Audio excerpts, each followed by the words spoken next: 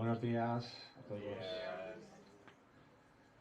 Pues nada, un gusto estar aquí otra vez con vosotros. Gracias por invitarme. Y muy bien, me siento como en mi casa. Así que muchas gracias. Un saludo a los abuelos que creo que nos están también mirando. Un saludito para ellos también en la distancia. Y muy bien, pues vamos a abrir nuestras Biblias en Lucas 6.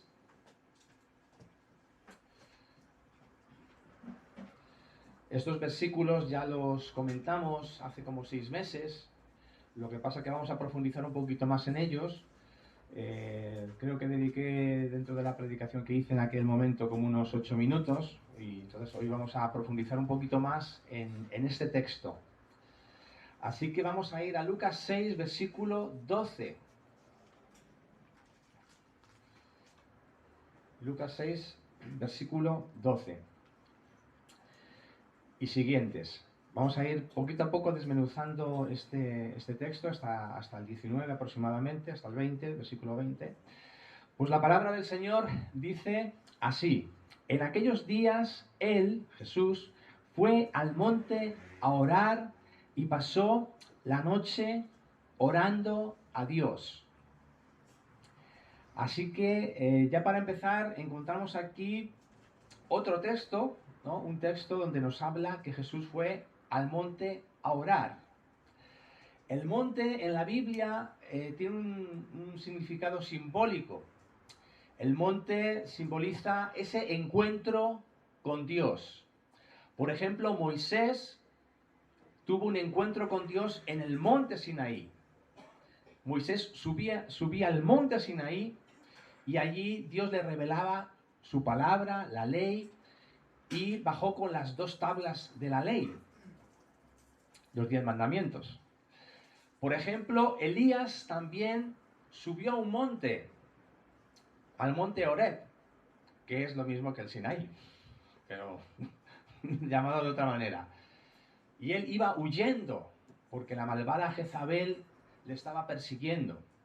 Y allí en el monte también tuvo una manifestación de Dios, ¿no? Dios se manifestó de manera apacible, ¿no? Como un silbo suave, ¿no? Y vemos a Jesús también, por ejemplo, que subió a un monte y se transfiguró en el monte. Entonces siempre que subimos al monte es para tener un encuentro con Dios. Así que ya sabes, le puedes decir al hermano que está a tu lado que vamos a subir al monte para tener un encuentro con el Señor. Muy bien.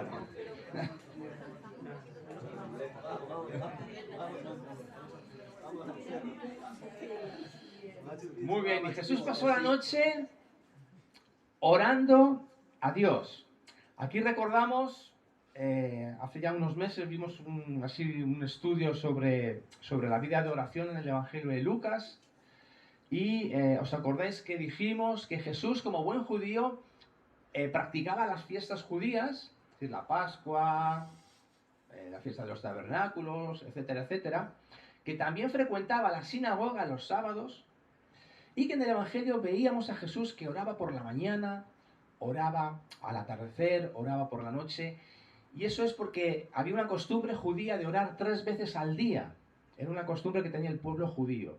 Y vemos a Jesús orando en estas etapas del día, pero también vimos que Jesús no se limitaba a esa oración litúrgica, sino que Jesús prolongaba esos tiempos de oración. Aquí le vemos orar por la noche, pero no se limitó solamente a hacer la oración litúrgica que hacían los judíos, sino que él se pasó toda la noche orando, ¿no? Él prolongó esos tiempos de oración. Y no solamente eso, sino que vimos que Jesús no solamente oraba esos 3 periodos al día, sino que Jesús oraba en cualquier momento, en cualquier circunstancia, a cualquier hora del día. ¿Por qué? Porque Él nos trajo algo nuevo, nos trajo una manera nueva de relacionarnos con Dios, ¿no? Nos enseñó a llamarle Abba, Padre, y a tener una relación íntima con Él, una relación que iba a ser no tanto litúrgica, fría y cerebral, sino una oración íntima, dinámica, viva, que brotaba del corazón. Y bueno, todo esto lo vimos en aquel momento en la predicación. También yo estoy subiendo unos vídeos a YouTube donde estoy analizando la vida de oración de Jesús según el Evangelio de Lucas, pero de una manera ya más profunda, porque aquí, bueno, dimos 2 predicaciones, pero llevo 6 vídeos ya y voy por el capítulo 6, así que si queréis profundizar en esto, pues os invito a que os suscribáis a mi canal. Bueno. Muy bien, entonces Jesús pasó la noche orando, ¿no? Jesús pasó la noche orando. Bien, ¿qué es lo que Jesús oró en ese momento? No lo sabemos, no se nos describe, ¿no? Pero después de esa oración, Jesús toma una serie de determinaciones o de decisiones que son las que vamos a ver ahora después. Vamos a ver 3 puntos. Y en esos 3 puntos podemos ver o descifrar, intuir qué es lo que Jesús pudo orar esa noche. Entonces vemos, y vamos a seguir leyendo en el versículo 13, dice que cuando era de día, llamó a sus discípulos y escogió a 12 de ellos, a los cuales también llamó apóstoles. Entonces Jesús pasó toda la noche orando y vemos que cuando fue de día, eligió a 12 discípulos, que los llamaría apóstoles. Entonces aquí tenemos una enseñanza muy importante. Jesús oraba a Dios para a la hora de tomar decisiones importantes en su vida. Jesús oró al Señor para tomar decisiones importantes en su ministerio. Por lo tanto, podemos ver que Jesús oró a Dios y hizo una oración de escucha. Una oración de escucha.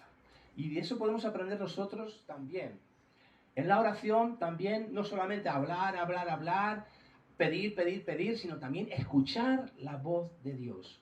Y Jesús escuchó la voz de Dios. Jesús escuchó la voz de Dios. Padre, ¿qué es lo que quieres? Y esto nos habla de algo muy importante también en la oración que tenemos que tener en cuenta. Y es que nuestra oración no debe ser egoísta, no debe buscar nuestro propio interés. La oración de Jesús buscó el interés de Dios. Él buscaba la voluntad de Dios. A veces medimos el éxito de una oración al ver cómo nos sentimos, ¿no? A lo mejor hacemos oración y nos sentimos muy bien y decimos, aquí está la presencia del Señor. Pero ¿qué pasa cuando oramos y no sentimos esa presencia del Señor? ¿Esa oración no ha valido? Claro que ha valido. Pero a veces medimos la oración, ¿no? Por cómo nos sentimos, ¿no? O cómo ha sonado la alabanza. Si la alabanza ha sido... los músicos han estado fenomenal, aquí se siente la presencia de Dios. Pero cuidado con eso, porque a lo mejor podemos confundir el ruido con la verdadera presencia del Señor. Y cuidado porque también se puede esconder un poquito de egoísmo en nuestros corazones al querer buscar a Dios para nuestro bienestar personal, ¿no? Y sentir paz interior y buscar la paz interior y yo qué sé qué. Por supuesto que Dios nos da su paz y siempre que estamos en la presencia del Señor siempre va a ser beneficioso. Pero cuidado que ese sea el objetivo y la prioridad en mi oración.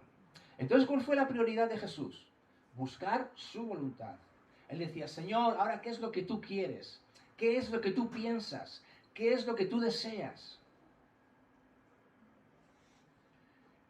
Hizo una oración de escucha y puso delante del Señor decisiones importantes en su ministerio. ¿Por qué eran importantes? Porque eligió a 12 apóstoles.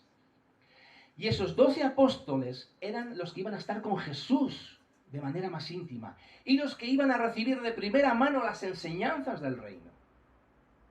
Entonces eso era muy muy importante. Y aquí además se comienza un proceso de discipulado y de entrenamiento que va a durar, o que vamos a ver durante todo el Evangelio. Es decir, Jesús lo primero que hace es orar. Elige a sus 12 apóstoles. Luego dice también la palabra que estos 12 apóstoles van a estar con él, van a estar conviviendo con él. Ellos no se apuntaron a un seminario tradicional, a un seminario formal, sino que tenían el mismo seminario delante de ellos, porque Jesús era un seminario viviente. Él era la palabra encarnada, él era la verdad encarnada. Su misma vida reflejaba lo que era la vida del reino, ¿no? Entonces, ellos no aprendieron de manera intelectual, leyendo un libro, sino conviviendo con el maestro, conviviendo con el maestro. Y eran discípulos. Discípulos significa que somos alumnos, somos aprendices. Entonces Jesús requirió de ellos la obediencia. Ellos tendrían que abandonar viejos hábitos y aprender las nuevas disciplinas del reino. Así que vemos que entran en un proceso de discipulado y de entrenamiento, pero la cosa no se queda ahí, porque ¿cómo Jesús discipulaba y entrenaba y enseñaba a sus discípulos? Jesús les asignaba tareas. Por ejemplo, cuando él envió a los 12 apóstoles, les dio instrucciones. Pues mira, predicar a las ovejas descarriadas de Israel, no vayáis a los gentiles, si vais a una casa y os reciben, hacer esto, hacer lo otro. Les dio instrucciones. Y luego a los 70 también les dio instrucciones, muy parecidas a la de los 12, y les dio instrucciones. Entonces vemos que Jesús les asigna tareas, y luego vemos que cuando ellos se embarcan en la aventura, ¿no?, de anunciar la buena nueva del reino, vemos que cuando regresan, Jesús los supervisa.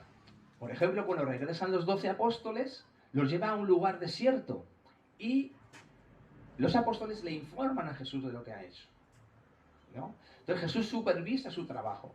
Y de la misma manera los 70 hacen lo mismo. Y los 70, ¿qué pasó con ellos? ¿No? Que decían, wow, Señor, hasta los demonios se nos sujetan. Pero Jesús, ¿qué les dijo? Cuidado, cuidado, dice, eso está muy bien, pero no os alegréis de que los demonios os sujeten, sino alegraros más bien de que vuestros nombres estén en el libro de la vida. Estaba como advirtiendo, cuidado con el orgullo espiritual, ¿no? Entonces Jesús supervisaba su trabajo y los corregía. Y los corregía. Y eso lo encontramos en el Evangelio muchas veces, que Jesús está continuamente corrigiendo a sus apóstoles. Entonces vemos todo este proceso, ¿no? Todo este proceso. Jesús los elige, ellos conviven con él, observan cómo ora, cómo se relaciona con la gente, etcétera, etcétera, ¿no? Y vemos que Jesús requiere de ellos obediencia, y también hemos dicho que les asignan tareas, Jesús los supervisa, los corrige, para que por fin, una vez ya preparados, el último paso de este eslabón sería que ellos se reprodujesen, ¿no? Por eso los llama apóstoles. Un apóstol significa enviado, ¿no? Entonces ellos van a ser enviados. ¿Y cuál fue el mandato que Jesús dio después de su resurrección? Id y haced discípulos a todas las naciones. Ese es el final del eslabón. ¿Y cómo ellos iban a hacer discípulos en todas las naciones? Pues como Jesús les había enseñado a ellos, ellos iban a hacer lo mismo con otros, que iban a estar a su mano, ¿no? Entonces, todo este proceso que he explicado comienza aquí, en este texto que hemos leído, cuando Jesús pasó la noche orando y eligió a sus 12 apóstoles. Porque a partir de ahí, Jesús, observamos en el Evangelio, que empieza a dedicarles más tiempo y se centra más en los discípulos, en los 12 apóstoles. No abandona a las masas, pero ya se va centrando en este trabajo. Y esto nos habla muy seriamente de cómo nosotros realmente hacemos discípulos. y deberíamos aprender como lo hacía Jesús, ¿no? Esto que he explicado merecería otra predicación para ver realmente cómo hacemos discípulos. El fin de semana pasado hubo un encuentro en Toledo, estuvieron como unos 180 pastores y líderes y para hablar precisamente de esto. Está habiendo un replanteamiento dentro de la iglesia sobre cómo hacer discípulos, porque en realidad el mandamiento que Jesús nos mandó es ir y hacer discípulos, ¿vale? Entonces, cada uno de nosotros tendría que tener discípulos. Aquí, detrás mía. No detrás mía, sino detrás vuestra, quiero decir. Cada uno de vosotros, para cumplir la gran comisión, tendríais que tener discípulos.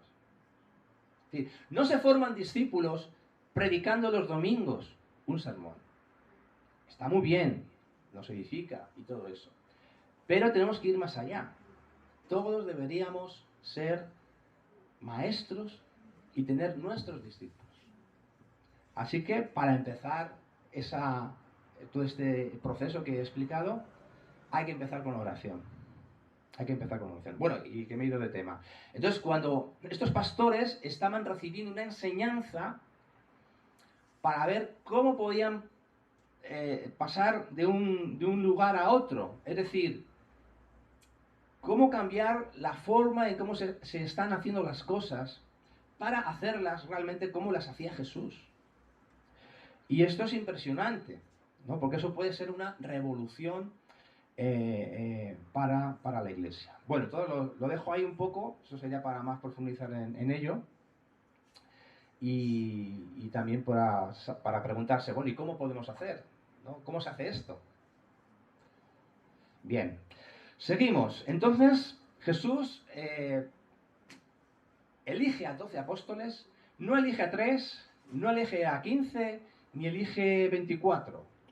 ¿Por qué 12? Porque 12 es otro número simbólico. 12 es el número que simboliza el pueblo de Dios. 12 fueron las 12 tribus de Israel, que representan el pueblo del antiguo pacto. Y 12 van a ser los apóstoles que van a representar el nuevo Israel, que es la iglesia. Entonces, el pueblo de Israel eran 12. Ahora, con el nuevo pacto, la iglesia está formada, como explicará Pablo en la epístola a los Efesios, de judíos y gentiles. Judíos que han recibido al Mesías y gentiles que han recibido también al Mesías. ¿Vale? Los gentiles eran en aquella época los que no eran judíos. ¿Vale? Entonces nosotros somos gentiles. Pero somos gentiles que hemos recibido al Mesías. Y juntamente con los judíos que han recibido al Mesías, todos juntos, dice Pablo, formamos la iglesia. ¿Qué es la iglesia? La iglesia está formada por todos aquellos que han nacido de nuevo. No importa la denominación a la que pertenezcas. Todos los que hemos nacido de nuevo pertenecemos al pueblo de Dios. Y solamente hay un pueblo de Dios en la tierra, que es la iglesia. Lo digo porque dentro de las iglesias evangélicas cada vez se está extendiendo más la idea de que hay dos pueblos. El pueblo de Israel y la iglesia. Y que Israel es el verdadero pueblo de Dios. Y la iglesia, bueno, estamos ahí como injertados en ellos y tal. Y como que hay dos planes, un plan para Israel y un plan para la iglesia. Bueno, eso es completamente falso, la iglesia nunca lo ha enseñado eso durante 19 siglos, y a partir del siglo XX estas ideas empiezan a extenderse en la iglesia, y ahora mismo pues se están extendiendo bastante en las iglesias. Lo digo por si escucháis en YouTube cosas de este tipo, pues mi opinión es que son falsas. ¿Vale? Yo creo que Pablo claramente afirma en Efesios que solamente hay un pueblo, formado por judíos y gentiles, la iglesia. Y sobre los 12 apóstoles, y también Pablo habla de el nuevo Israel, lo llama así, ¿no? El Israel antiguo eran los 12 tribus de Israel, pero el nuevo Israel es la iglesia. ¿no? Es un término que usa también Pablo. Bien.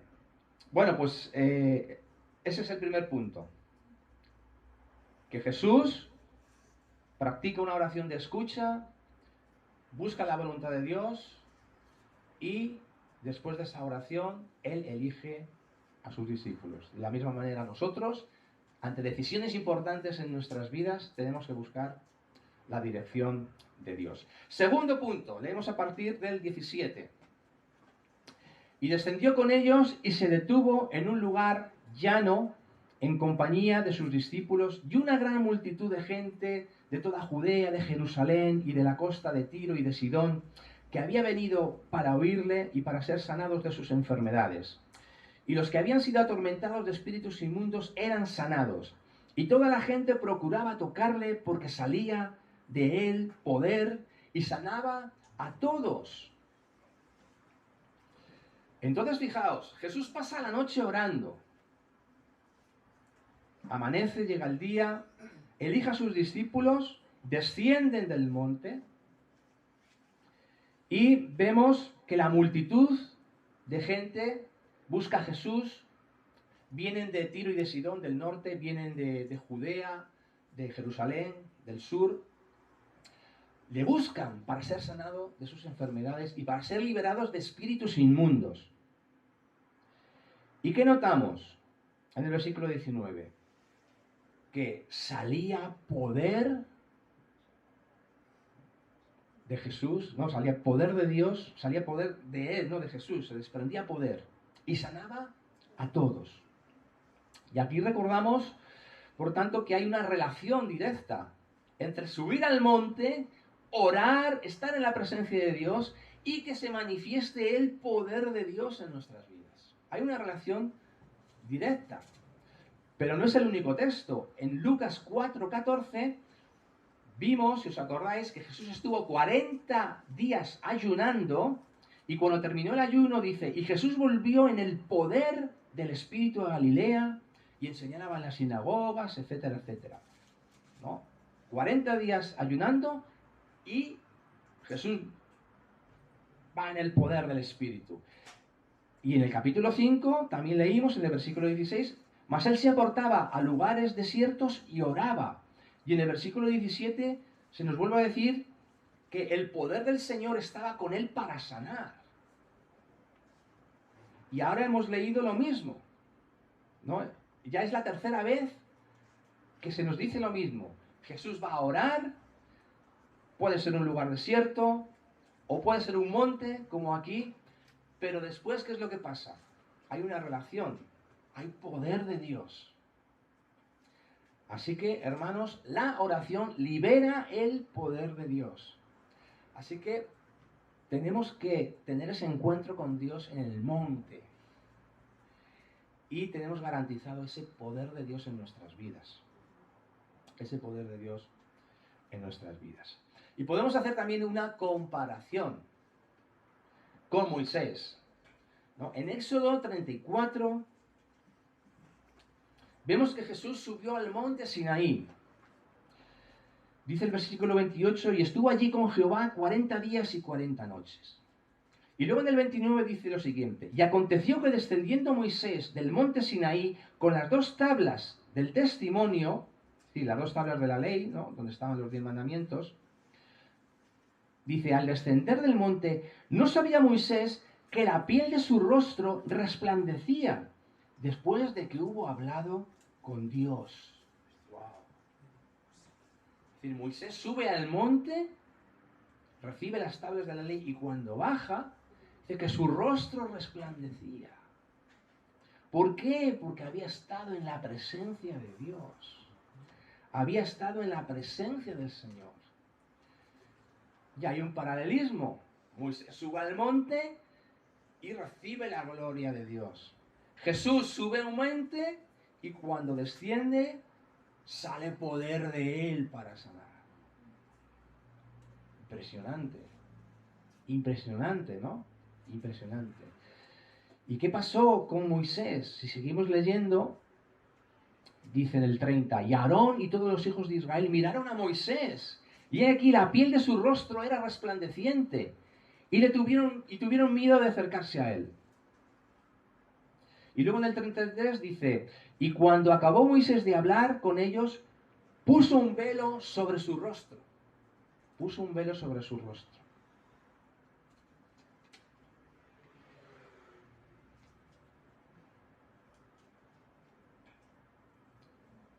Es bonito, ¿eh? Este pasaje. Es precioso. Vamos a seguir los dos versículos siguientes. Dice, cuando venía Moisés delante de Jehová para hablar con él, se quitaba el velo hasta que salía. Y saliendo decía a los hijos de Israel lo que le había mandado. Y el 35, y al mirar los hijos de Israel el rostro de Moisés, veían que la piel de su rostro era resplandeciente, y volvía Moisés a poner el velo sobre su rostro hasta que entraba a hablar con Dios. Pero, hay un pero con Moisés. En 2 Corintios 3 se nos dice, podéis leer en casa todo el capítulo 3, que dice, por ejemplo, el 13, y no como Moisés, que ponía un velo sobre su rostro, para que los hijos de Israel no fijaran la vista en el fin de aquello que había de ser abolido. En otras palabras, esa gloria que había recibido Moisés era una gloria pasajera. Al final, con el paso del tiempo, ese resplandor se iba quitando.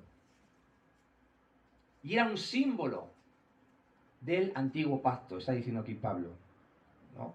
Para que los hijos de Israel no fijaran la vista en el fin de aquello que había de ser abolido. En el capítulo 3 de 2 de Corintios nos está hablando de ser ministros de la letra y ser ministros del espíritu. Y entonces te dice que el antiguo pacto era un pacto glorioso, pero era un pacto que ministraba muerte. Bueno, ¿cómo puede ser eso? Eso lo vamos a explicarlo ahora, ¿no? Habla, ¿no?, de que era un ministerio de condenación, ¿no? El versículo 9, por ejemplo, ¿no? 2 Corintios 3:9. Y habla también de que es un ministerio de muerte, que ahora no encuentro el versículo. Bueno, lo podéis leer. Sí, en el 7. Y el ministerio de muerte, grabado con letras en piedras, fue con gloria. Estamos hablando de los 10 mandamientos, las tablas de la ley. Tanto que los hijos de Israel no pudieron fijar la vista en el rostro de Moisés a causa de la gloria de su rostro, la cual había de perecer. Entonces, esa gloria que recibía Moisés se iba desvaneciendo poco a poco. Y era un símbolo del antiguo pacto. ¿Qué nos quiere decir? Que el antiguo pacto, como dice aquí, iba a ser abolido. Iba a ser abolido. Y además, aunque era glorioso, porque el antiguo pacto tiene leyes muy buenas, pero era un ministerio de muerte y de condenación. ¿Por qué? Porque el antiguo pacto te dice, no robarás, no mentirás, dicen los mandamientos, no cometerás adulterio, no codiciarás, no tomarás el nombre de Dios en vano. Y el ser humano, por su naturaleza pecaminosa y su naturaleza caída, es imposible cumplir la ley de Dios. Entonces, esa ley que era buena, justa y santa, se me vuelve en contra, porque no puedo cumplirla. Y entonces me deja en un estado de muerte y de condenación. Pero también este capítulo habla de que nosotros somos ministros del Espíritu. Entonces eso significa que recibimos el poder de Dios. Jesús, que recibió poder de Dios para sanar. Nosotros recibimos poder de Dios para poder cumplir la ley de Dios, para poder vivir en santidad. Nosotros somos, como dice Pablo aquí, ministros competentes de un nuevo pacto, ¿no? Pablo dice, vosotros, los corintios, sois una carta escrita por el Espíritu de Dios. Ya la ley no está escrita en tablas de piedra, sino en vuestros corazones. Vosotros sois realmente ese testimonio viviente del Espíritu Santo. Porque ya no andamos en el antiguo pacto, sino que andamos en el nuevo pacto, ¿no? Y fijaos, dice más, dice en el 3:17, porque el Señor es el Espíritu, y donde está el Espíritu del Señor, allí hay libertad. Por tanto, todos nosotros, mirando a cara descubierta, como en un espejo, la gloria del Señor, somos transformados de gloria en gloria en la misma imagen, como por el Espíritu del Señor. ¿Eso qué significa? Está diciendo que nosotros, ahora, los que vivimos en el nuevo pacto, miramos a cara descubierta, es decir, no necesitamos un velo. No necesitamos un velo. ¿Por qué? Porque la gloria de Dios ahora está dentro de nosotros y la podemos reflejar como en un espejo. Es decir, mírate en el espejo cada mañana y pregúntate, ¿qué veo? Pues estás viendo la gloria de Dios en ti. Es lo que está diciendo. No necesitas ponerte un velo. A lo mejor la gloria se refleja y decimos, tiene la unción. Pero cuando la gloria nos ponemos un velo para que no se note. No, pero aquí está diciendo, a cara descubierta. A cara descubierta. Podemos reflejar la gloria, ¿no? Entonces,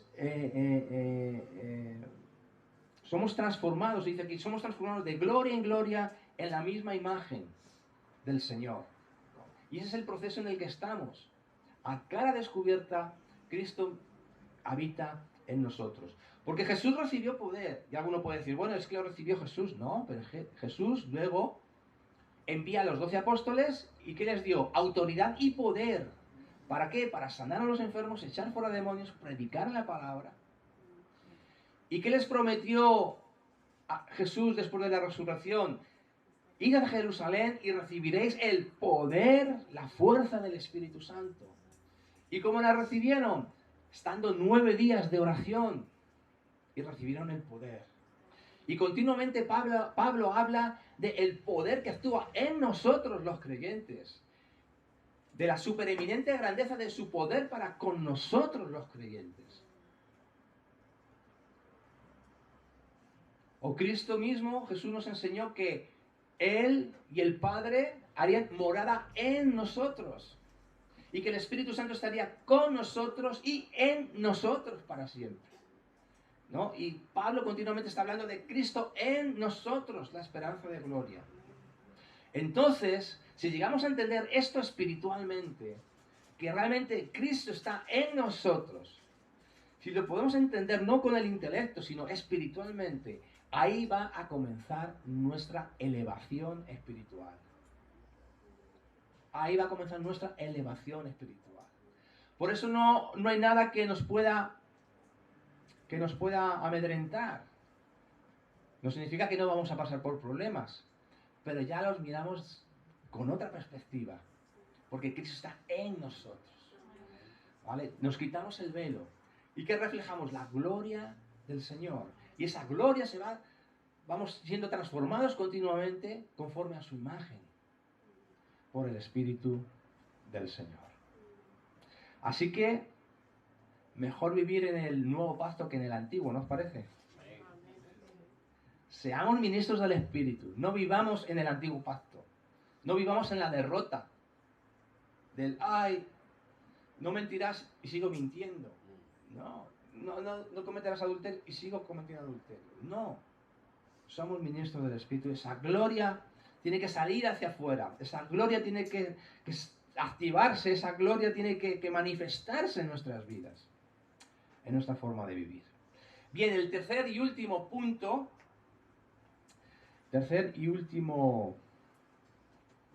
pues el versículo 20.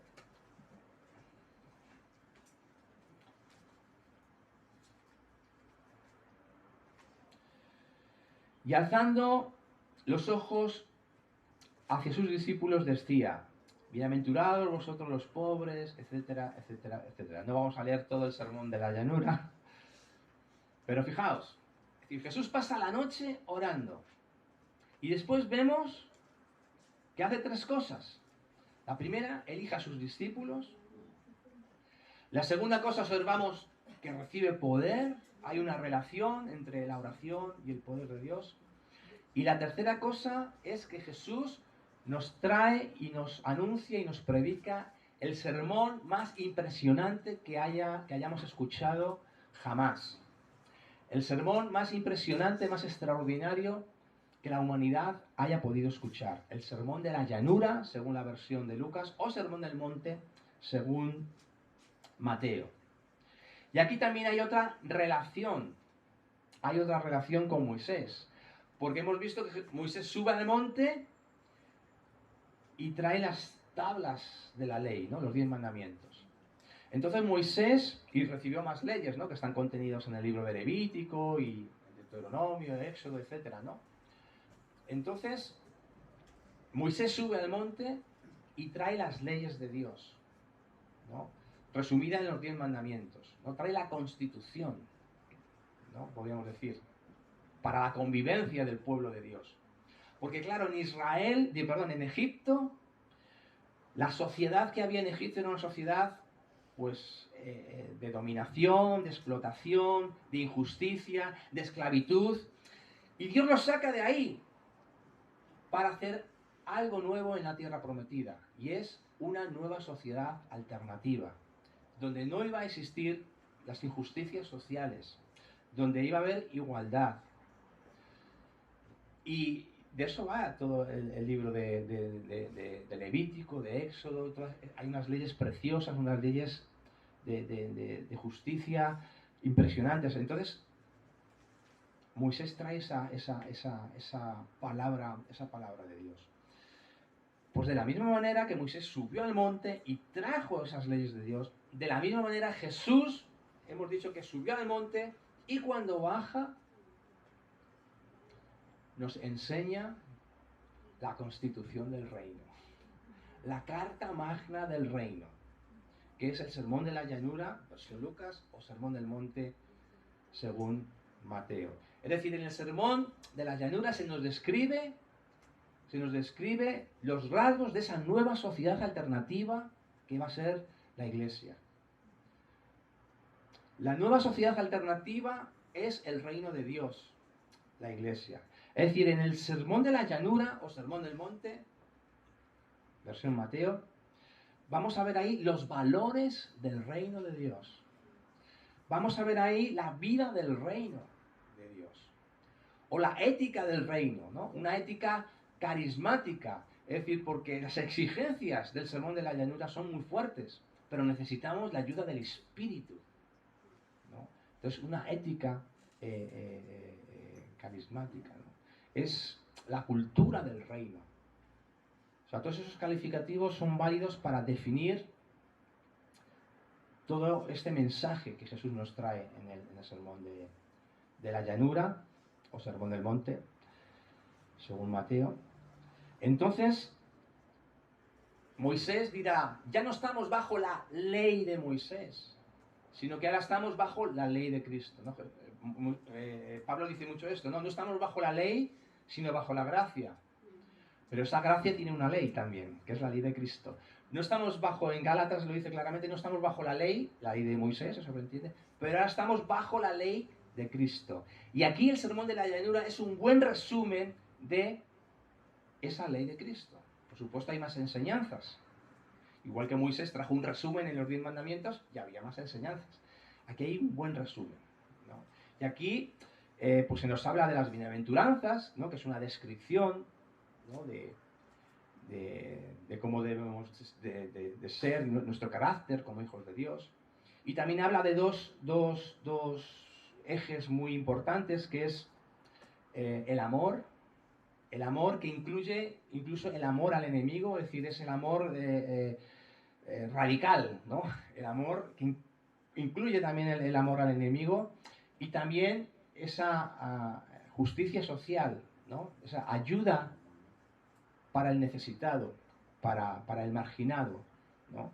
Entonces, esos dos polos hablan mucho el sermón de la llanura, el sermón del monte, pero lógicamente hay más enseñanzas, está la regla de oro, en Lucas se nos habla que no juzguemos, que no condenemos, que perdonemos, etcétera, etcétera, ¿no? Bueno, eso es así, un resumen, ¿no? Entonces ahí se nos describe realmente la vida nueva que el creyente tiene que vivir. Los anabaptistas en el siglo XVI enfatizaban muchísimo el sermón de la montaña, porque la Iglesia ha tendido a evadir estas enseñanzas, ¿no? Hoy muchos en la actualidad dicen que el sermón sería para practicarlo cuando Cristo venga después, en su segunda venida. Después de que Cristo viene, sería para después, no para ahora. Otros dijeron que solamente esto es para que lo vivan unos cuantos privilegiados nada más. Es decir, aquellos que a lo mejor van a un monasterio y se ponen de manera radical a vivir, pero para el resto de los cristianos no. Entonces así han surgido muchas ideas, ¿no? Y todas ellas queriendo echar abajo las enseñanzas del Sermón del Monte. Pero los anabaptistas dijeron, no, esto es para el día de hoy. Esto realmente es el seguimiento de Jesús. Tomar en serio las enseñanzas de Jesús y el seguimiento de Jesús. Muy bien, pues nada más. Con esto os dejo esto para que lo meditéis en vuestros grupos caseros. y bueno, pues que el Señor os bendiga mucho. Así que subamos al monte, porque nos está esperando el Señor y hay grandes sorpresas.